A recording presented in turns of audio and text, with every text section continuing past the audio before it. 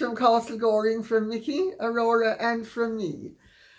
Well, so many of you have asked me to continue with the examination of Harry's witness statement, and I can see why you're interested in it, because Harry exposes himself in all his inglorious nakedness, to use his word to describe previous incidents that he regarded as inglorious when they were anything else.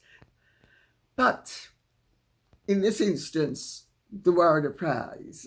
But before doing that, I'm going to let us have a little fun with one or two things that have been going on contemporaneously. So Kim Finley says, Dear Lady C, is the fact that Her Majesty Queen Elizabeth's coronation ceremony was as traditional as it was because the people around her took advantage of her youth and inexperience? This is a really good question, by the way. Not in a malign way, of course, but with the dominance they deemed required to guide the young queen. Presumably you've read my book, The Untold Life of Queen Elizabeth, the Queen Mother. I wonder if what you think of King Charles's changes to the ceremony has something to do with his stature as a long-standing senior member of the monarchy versus his mother's youth and perhaps even the underestimation by the advisors around her of her abilities. Given that she would have kept traditions due to her deep respect for her father, in reality, how much latitude would she have had to refine the ceremony to her own tastes and preferences, should she have wished to do so? That is, was it difficult for her to include Prince Philip in the planning? Were there other changes, innovations in her coronation that broke with tradition and may not be well known? Thank you in advance, and very best to you and your family, both two-legged and four-legged. Thank you very much. I'll tell the boys, I'll tell the girls, and I will tell Treasure. Well, you've touched upon many aspects, so I'm going to take it one by one. Yes, Winston Churchill, who was the Prime Minister at the time, took full advantage of the Queen's youth and inexperience, as did Lascelles, the private secretary, and Queen Elizabeth, the Queen Mother, who was very manipulative and behind the scenes was doing all sorts of really rather dodgy things to shore up her influence, to ensure that she would be the co-consort, which she became with Prince Philip. But that's all in my book, The Untold Life of Queen Elizabeth, the Queen Mother. So I'm not going to go into it in any great depth. They thought she was young, and also Queen Elizabeth deferred to her mother. She did it till her mother's dying day. Her mother was a very strong and dominating personality, and she loved harmony. Queen Elizabeth, her mother loved the show of harmony and loved a happy family atmosphere in which her will prevailed and she reigned supreme. Well, there was a little bit of conflict there, but both Queen Elizabeth, the Queen Mother, and Prince Philip, who would otherwise have been at daggers drawn at all times in a tussle for control, the Queen made it clear that Prince Philip was the head of the family, and so to an extent Queen Elizabeth, the Queen Mother, had to back off, but only to an extent. And certainly where the coronation was concerned, yes, by nature and by natural bent, Queen Elizabeth was very much a traditionalist, and she didn't like making waves. But she made sure that she had enough say in her coronation by making Prince Philip the actual planner of the whole thing. So there was the Duke of Norfolk, but there was really Prince Philip agreeing and disagreeing. So to an extent, the Queen did have input. She was by nature a traditionalist. She was young. She was only 26. So she didn't have a fully formed viewpoints, but she had tendencies and predilections, as did Prince Philip. And they had to wait a good 8 years to actually begin to flex their muscles and by gently getting rid of the old guard at the palace. So this was well into the reign and coincided with the births of Prince Andrew, then Prince Edward. I don't think they underestimated Queen Elizabeth's tastes. I think they accurately estimated her desire for harmony and took full advantage of it. But she, in her own quiet way, could be quite firm as well. And that's why she appointed Prince Philip. And, for instance, he prevailed with televising the coronation.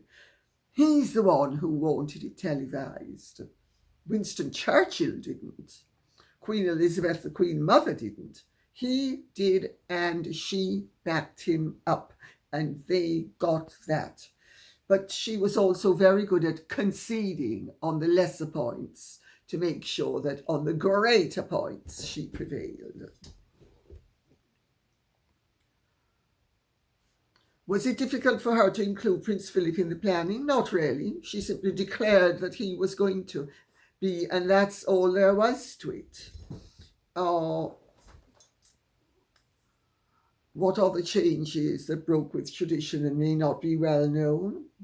She didn't really break with tradition very much, I'm afraid, but that was good because she was a young monarch, and had she been too in favor of innovation, or had she shown that she was too innovative too early on, she would have destabilized the monarchy. But she and Prince Philip had the wisdom to wait. Because remember, he came from an exiled royal family. He knew the downside of when a monarchy falls foul of its government and its politicians. Amy55 says, could it be that this broadcast with the Markles will help Samantha and her court case, proof of time spent together and a relationship, etc.? Yay, if so. I think it could well do. You know, they made sure that they showed photographs of Thomas Jr. and Samantha with Meghan from early childhood until teenage, into her teenage, well into her teenage. And of course, they have other photographs which will prove that Meghan did not have the non-relationship with her siblings that she has tried to make out that she had. So, will it be useful? Only if it is submitted in evidence. Unless, of course, the judge has seen the footage, which I'm not so sure she would have seen. Now, what emerged, because several people said that they thought they were disappointed because it didn't have any bow-wow major revelations like Meghan is a cyclops. or some such revelation. Other people made the point that they were very touched by Thomas Markle. Well, I know that Meghan has broken his heart. I also know that there was a tremendous amount of footage that wasn't used, and that he tried to get across points that were never, well, the producers simply ignored the footage. So from that point of view, I suspect it's a bit of a disappointment to many people, and possibly even to the Markles themselves. Not that I want to speak for them, but equally, it was well done. It was sympathetically done. It showed the human side, and there were actually some really good points that were made, chief of which was Samantha saying that Meghan had to erase her family. And notice, Meghan didn't only erase her white family, she erased all of the black family except for her mother. And Samantha's point is one that I made in my book, Meghan and Harry, The Real Story, which is she didn't want the family blowing her cover stories, which were really meant to self-glorify Meghan and make out that she was that she was a far more potent and successful and self-realized personality than she actually is, and that she had conquered travails that she never ever had to face. And you know that she had, through her own initiative and hard graft, she had turned herself into this miraculous powerhouse, all of which, of course, was lies. As Samantha made the point, they were from an upper middle class family. Her father was on $200,000 a year when she was a little girl. That's like 2 million nowadays. That's not chicken feed. That's not your average working man's wage in any scenario, even in the United States of America. And what Samantha says is absolutely true, that Meghan, because she was asked, did she think that Meghan effectively had feelings of inadequacy, and that she regarded effectively that her family as beneath her. And Samantha said not only does that apply to her family, but it applies to herself as well, which I thought was a very astute point to make. Because for all of her insuperable arrogance, like most people who exhibit overblown narcissistic personality traits, beneath it all there is a huge feeling of inadequacy, huge insecurity, huge uncertainty about herself, which she then covers up not only to the world but to herself with overblown overcompensation. So, and this incidentally, for those of you who think, because I gather that it's been promoted as the final interview, unless something untoward happens to Thomas Markle Sr., it's not the final interview. There is a hugely more revelatory interview planned for later in the year. Also, the public might not know this, but I know this. The family did not want the broadcast of the program to coincide with the coronation. They were adamant it must not coincide with the coronation. And evidently, at some stage, it was mooted that it would be the day before the coronation. Well, everybody is relieved that it was done a week before the coronation. So it's not piggybacking on the coronation per se, because the family didn't want that. And I'm delighted that the producers respected their wishes in that regard. Elizabeth P. says, she's a failure at everything except turning Harry into a wimp. It's pretty bad when you get booed at a Lakers game when they put you up on the kiss cam. Now, evidently, where Harry and Meghan were seated, normally the kiss cam doesn't go. So the fact that they were on the kiss cam means that it was by prior arrangement.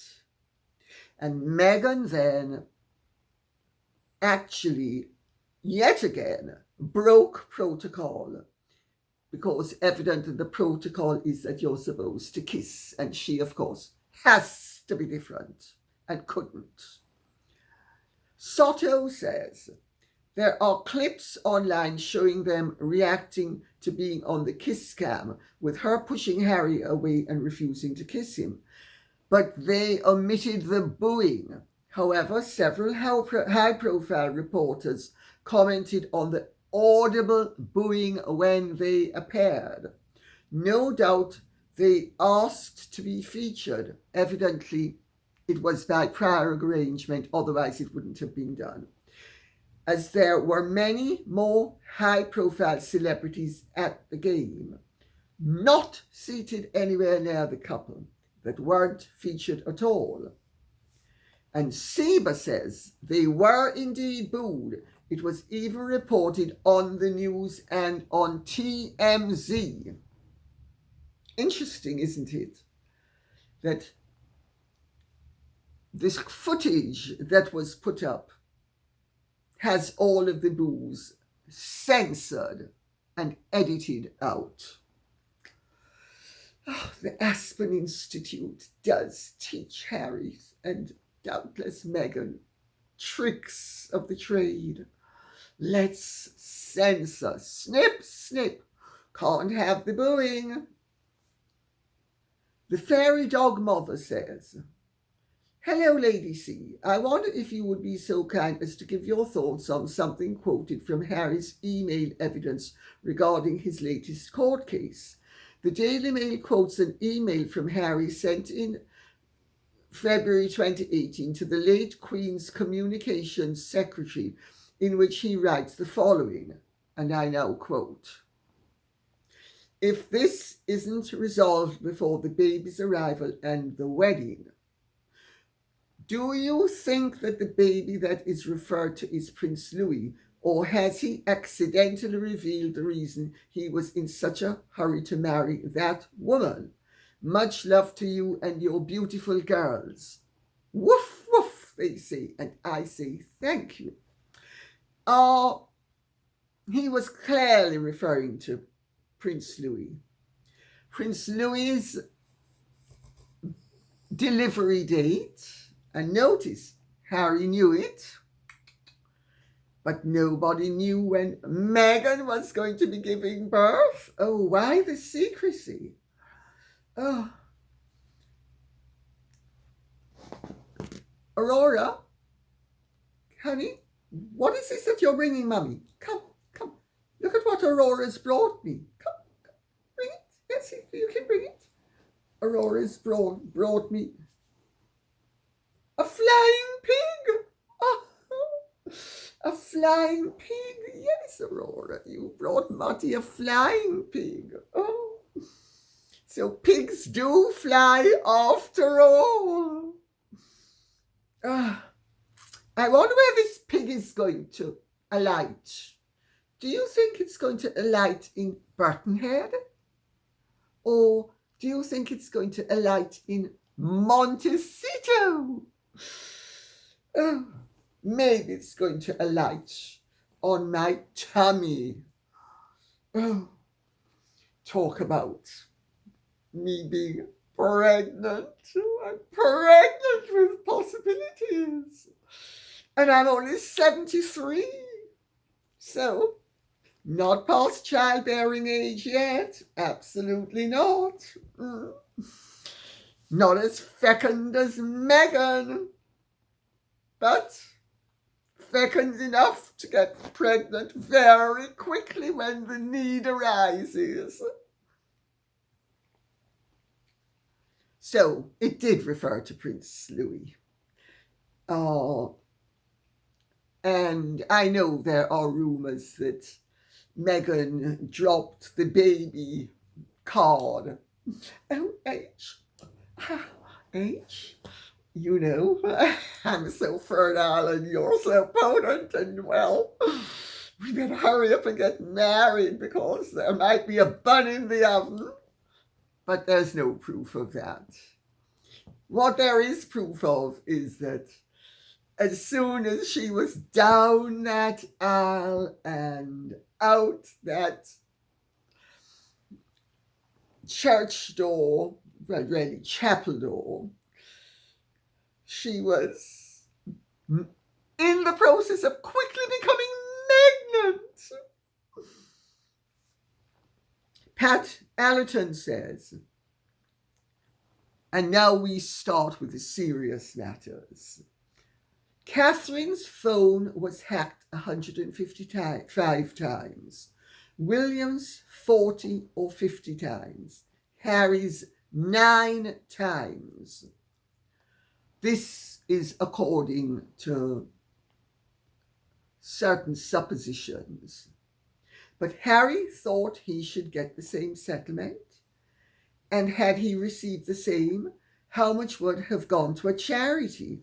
Well, I'm sure all of it would have gone to a charity. I mean, you guys just need to understand, Pat Allerton, charity starts at home. I'm home. I'm in California. I'm in Montecito. I'm in my 16-bathroom house because I'm so full of it. I just need to be able to go when the urge takes me. I can't wait for anything, and I certainly couldn't have waited for prosperity. It's not enough to survive. You gotta thrive. And I've been thriving. One could even say I've thriven. Just the way I have arriven. I'm so classy. I'm so elegant. I'm just so wonderful. Don't you agree? You better agree. Mirror, mirror on the wall. Who's the fairest of us all? And now I am going to pick up back on the witness statement.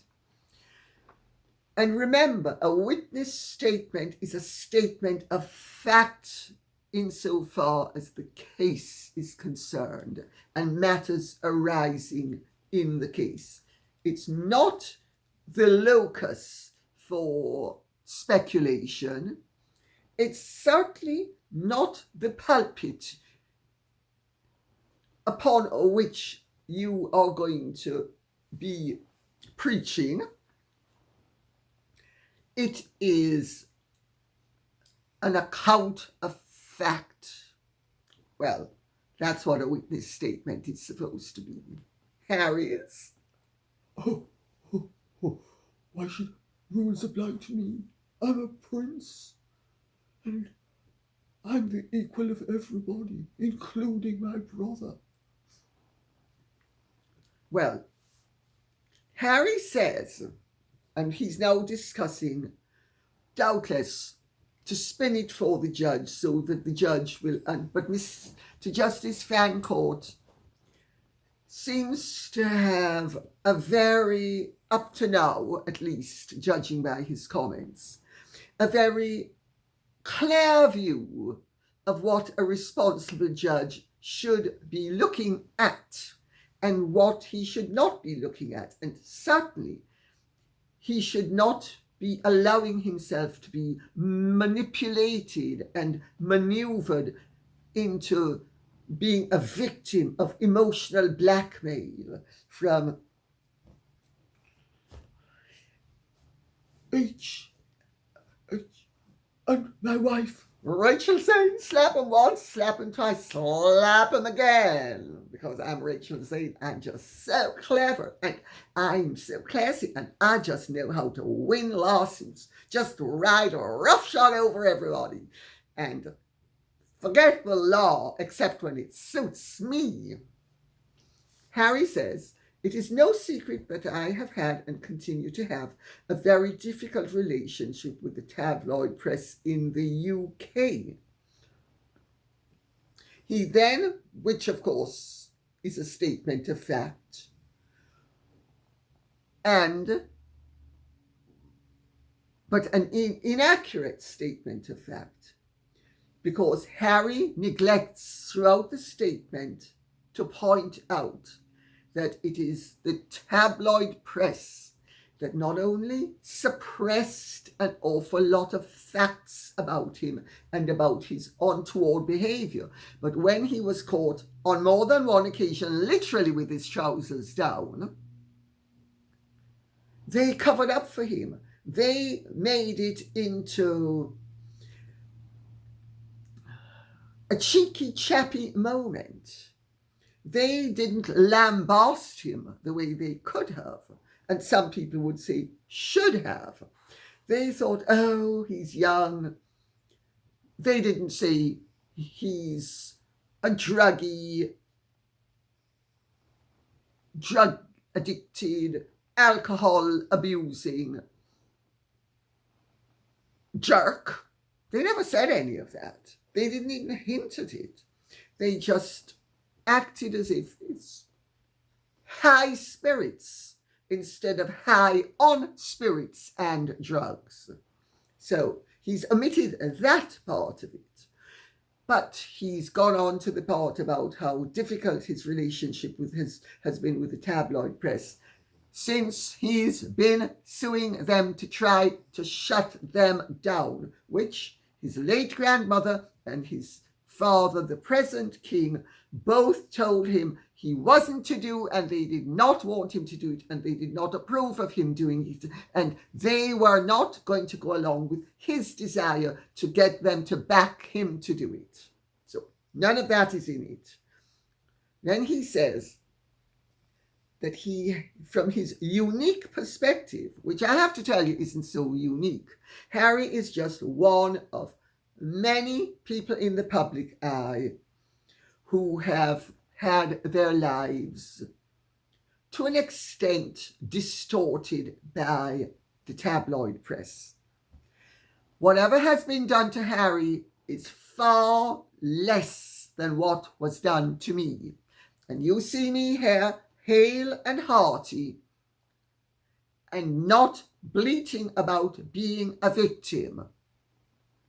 And I didn't have a whole palace and its press team to protect me and lie for me and spin for me.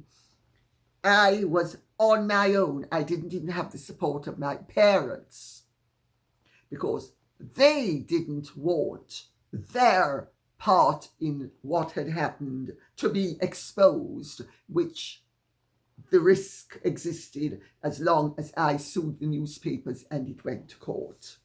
So, and I didn't bleat about my family at the time, and I'm not really bleating about them now. I'm just making a statement of fact. But so Harry's not unique. His perspective is not unique. And indeed, any unique aspect of it is that he has had the blows rained down upon him by the tabloids softened.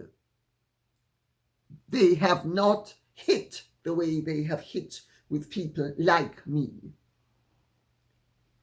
And dare I say it, even people like Hugh Grant. That's right. He's, according to Harry, he needs to use his witness statement to proffer his advice about how journalism as a profession can be saved, and he uses the word saved. He needs to expose the workings in the media because they have hijacked the privileges and powers of the press. Well, yes, they do sometimes abuse their powers. And Harry, you're always abusing yours as well. So I think moats and styes and Jesus Christ's comments on eyes should come into play here. But he then continues that the most disturbing and dangerous part of the journalistic activity is all of them ganging up to protect each other. Harry, it's called closing ranks. Everybody closes ranks against an adversary. I've said it repeatedly. When I was suing in the 90s, all of the newspaper companies of any note, I knew they were assisting each other and ganging up on me. I knew it. That's what they do. That's what they should do if you're going after all of them. I mean, they shouldn't lie. They shouldn't deceive. But if they want to assist each other against an adversary, wake up and grow up, baby. It's called the real world. He says, it is clear to me that the tabloid press is the mothership of online trolling. Well, that is ridiculous because they have to this day not revealed many of the things they could reveal about Meghan. And they have been very measured as to what they have revealed about Harry. Harry has revealed far more about his mental health challenges, his drug taking, his drinking, than the press has ever revealed. Also, speaking about trolls, Harry, excuse me, you and Meghan have employed bots to troll the whole world, to turn you into supposed successes that you weren't, to display support for you by the Sussex squad that you didn't really have. There is ample evidence out there that you have paid people to troll on your behalf and to also troll against people you didn't like. For instance, Thomas Markle, Samantha Markle. And when I wrote my book about you, there were all sorts of unsavory things going on behind the scenes, which I touched upon in videos at the time, but only lightly.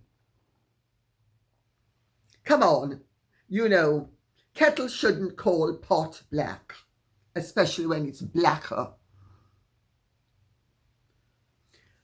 He then says, this is brainwashing at the highest level. People die. Oh, that's so dramatic. H, you've got to remember, you've got to be dramatic. You've got to be like me. You've got to be enthusiastic. You've got to be over the top. I mean, nobody's going to know that I'm authentic and sincere unless I'm over the top. And you've got to be over the top too. Madness. People die as a result of trolling. Well, you've not died, nor has she. In fact, you've flourished.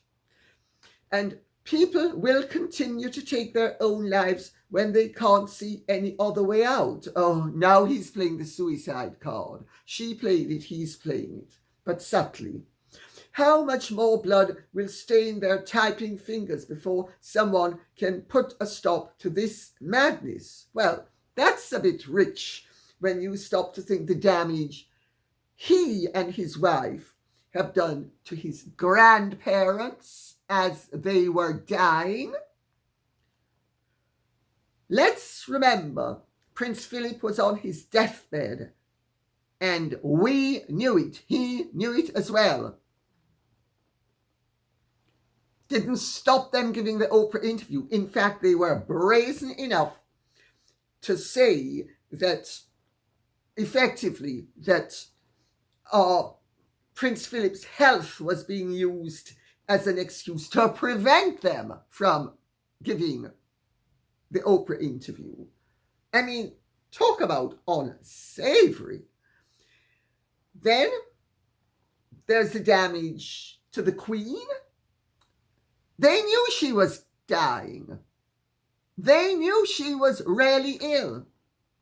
Could they bother to go and see her? Not a bit of it. But they could come over here and do things for themselves.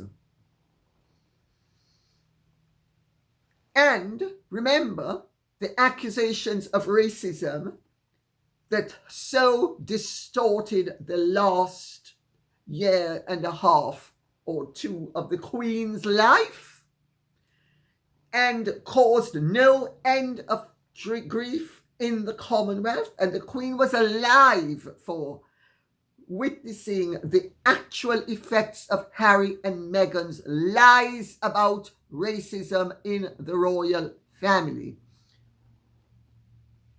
because she was alive for William and Catherine's trip to Jamaica. It really is a bit rich that people are dying and they know they're dying and they are effectively brainwashing the public at the highest level as to how wonderful they are while trashing his family. And let's not get on to her family. Her father was driven to 2 heart attacks and a stroke by their antics. And they have the unmitigated gall to play the victim. And he has a brass neck to have the gall to speak about this, about blood on their hands. What about the Queen's blood, Prince Philip's blood, Thomas Markle's blood? And what about trying to destroy Samantha Markle's ability to earn a livelihood? I mean, that's before we get onto the damage they've done in the Commonwealth, which I know about, being Jamaican. I've spoken about it. I mean, the man has the scruples of a newt. Then he says, justifying his high-flown position as the bringer of truth to this dark world, that the public deserves to know the depths that is happening now and happened in the past in terms of abusing his and other people's rights. And I'm not in favor of the press abusing anybody's rights. Whenever they've abused mine, I have sued. But sorry, Harry, your position is untenable. Because aside from anything else, the scandal was exposed. There was the Leveson inquiry. It took place over a period of years. There was also the Wheating inquiry, if I remember correctly.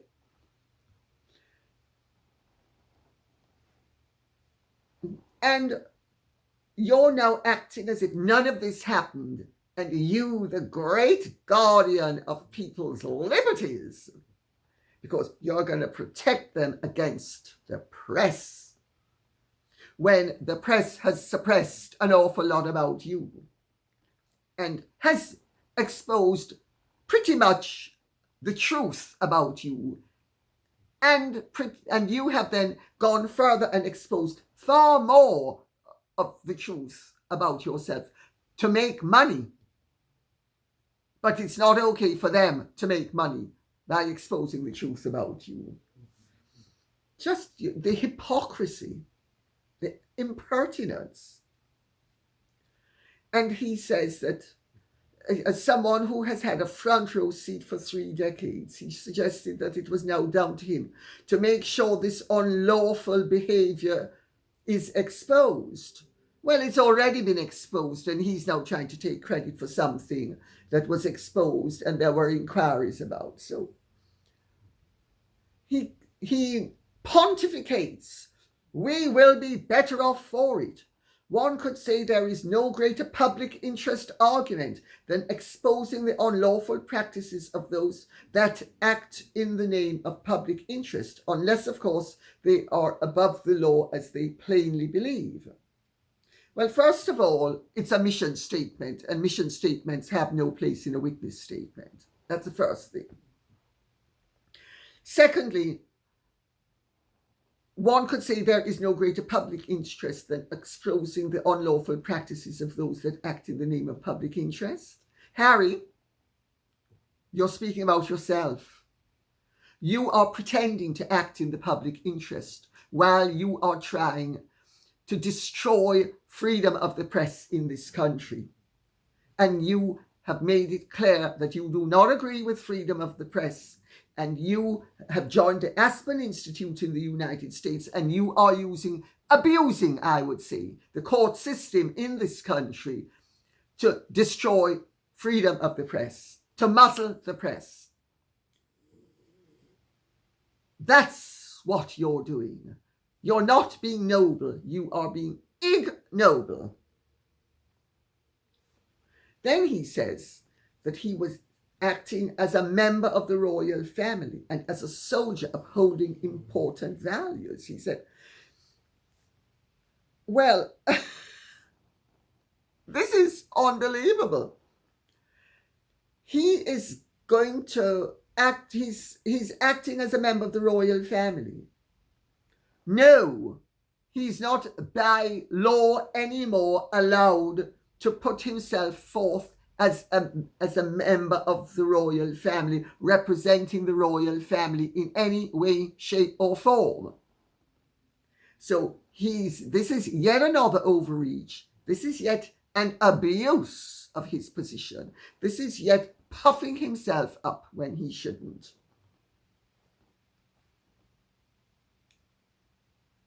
And as for being a soldier upholding important values, excuse me, Harry, you swore an oath of loyalty to your commander-in-chief, your grandmother, the Queen.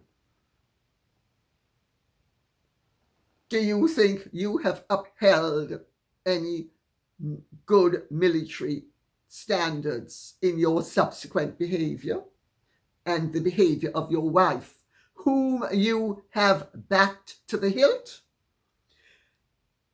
He says, I feel there's a responsibility to expose this criminal activity in the name of public interest rather than ignore it or work with it for self-preservation. But he's working with the press for profit, but not the press here, the press in the United States of America. She and he both pretend as if there are no tabloids in America when there are. And they are embarked on a noble cause to destroy the tabloid press in this country. While the tabloid press in this country is no worse than the tabloid press in the United States of America. It's his noble quest in the interest of the public, to destroy freedom of the press, but to exploit their position in the United States via the media for profit. I'm telling you. He then made the point about the newspapers pigeonholing each and every member of the royal family. They do that with everybody. They put labels on people and they go with them. Sometimes they're wrong, sometimes they're erroneous. I know this only too well. And it's unpleasant and it's disagreeable. And when they are wrong, Harry, we already have laws in this country that will bat them back into shape. He says that he was the thicko. Well, he is the thicko. He was the cheat. Well, weren't you? Weren't you? He was the underage drinker. Weren't you? Weren't you? I mean, excuse me, these are all admissions you've made in writing. He was the irresponsible drug taker. Weren't you? Isn't this in large part what you have said in The Spare and on television? So, how is it that all of a sudden this is a distorted view, because he uses the word distorted view of his life? Because what's distorted about speaking the truth and doing it in a lesser way than they could have done? And quite frankly, by the sound of it, than you deserve. It also shows, he says, that they could easily sorry, he then says, I'm sorry, I missed my place, I've got to pick it up at. He says that in the course of all of this, they could easily have decided they hated him so much that they would have stabbed him.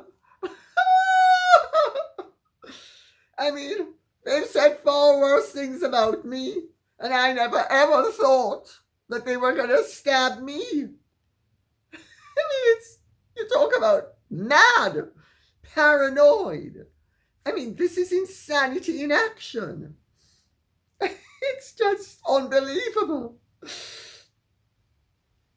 Then he says, after he has exploited his mental health challenges to make himself millions,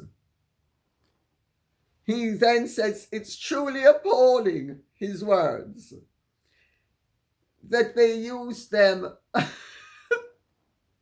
to report on him. But Harry, you're the one who's played upon all of this. You're the one who's made far more money out of it than any of the tabloids have made out of reporting about you. So are you saying it's okay for you to do it and make money out of it, to the embarrassment of your family and the detriment of the monarchy and to the damage of race relations internationally and to disharmonize the Commonwealth? But they are not allowed to even mention, after you have mentioned your mental health issues, they're not allowed to mention them. Because also, you see, Harry, if you're saying, which you also parrot, because Harry gives mixed messages, which is a very classical Meghan thing. Because if they knew about this and didn't report on it, which you then state later, they were not taking advantage of it. You're the one who took advantage of it by using it to your own financial gain. Because he says, despite them all knowing about what I was dealing with throughout the years, they kept on doubling down their efforts rather than letting up. This is grotesque and sadistic, and no doubt they were hoping for a total and very public breakdown. Except they weren't saying that he had mental challenges. So they weren't playing upon his mental challenges. They were, as gently as they could and putting as positive a spin as they could upon his drug-addicted bad behavior, they were turning him into the cheapy chappy who became the second most popular member of the royal family. But he's saying it's grotesque and sadistic. I mean, talk about madness. Talk about rewriting history. They're the ones who made you the second most popular member of the royal family, Harry. They're the ones who had a choice. We can say Harry is a drunken oaf and a drug-taking gozo who plays strip poker and has his dick hanging out half the time that he's in Las Vegas on many other trips than they reported upon. Did they do that? No.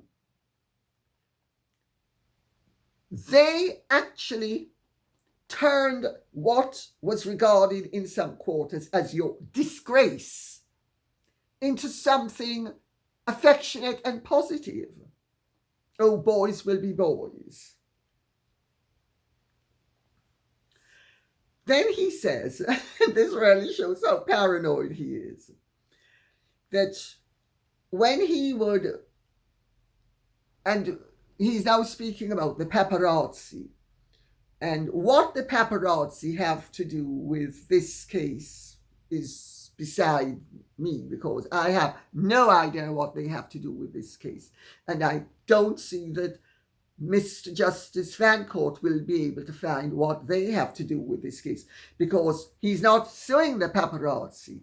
However, he's on a mission to get as much sympathy for himself as he possibly can. So he says that whenever they were reaching for their cameras from their bags, he was worried they were drawing some kind of weapon. That he then says that any individual of interest to the press is a target, a victim of their business model, and that they have nowhere to hide. Well, Harry, long before you were born, I was a target. Yes, you're right. If you are a figure of interest to the press, you become a target. It's up to you to protect your privacy to the extent you can. It's called behaving properly. If you then behave badly, don't complain about the fact that they are going to report upon you. You have a choice. You can take it. You can behave responsibly. And you know, in case you haven't figured it out, Harry, bad news often sells better than good news. And sensationalism often sells better than boring, everyday stuff. So he then pontificates. And again, remember, this is a witness statement.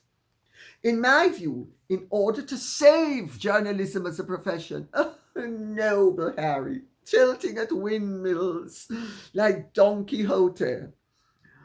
In my view, in order to save journalism as a profession, his nobility, so beyond belief. Journalists need to expose those unethical people in the media that have stolen or hijacked the privileges and powers of the press and have used illegal or unlawful means for their own commercial gain and to further their policy agendas. But Harry, this has already been done through the Leveson and Wheating. It has already been done. You are simply trying to get more money. And let's remember, your brother's money went to your charity. Your money goes where? Because judging off your charity accounts, most of it doesn't go to beneficiaries. Most of it sits in your account. And a minor proportion goes to beneficiaries. But yes, in principle, I would say that you have touched upon something that has a degree of merit but no place in these proceedings or in a witness statement. Journalists need to up their game and be as honourable as they used to be. You remember in Between the Wars, movies with Jimmy Stewart about how noble journalists were? That doesn't happen nowadays because journalism is no longer particularly noble. And it would be nice to get it back to being a more noble profession. But not by shutting it down, Harry. Well, I have quite a bit more ground to cover on the witness statement, and I think I will cover it in the next episode as well, because it's important that we see how Harry is abusing and misusing the law for his own ends, and he's hanging himself with every word out of that long tongue that he has. So, till the next time, thank you very much. I hope you have found this of interest. If you have, please remember, keep the questions and comments coming in, because I will finish off the witness statement, but not en bloc. I won't do it in one whole episode. I might just spin it out until I finish it in one or two more episodes, because I don't think it deserves it. Well, actually, I do think it deserves its own episode, but I don't think you deserve to have it inflicted upon you in one major dose, because really, Harry's so poisonous. And on that note, I will say thank you very much for listening. God bless. Take care. And if you have enjoyed this, please like, share, subscribe, press the notification bell, and Godspeed.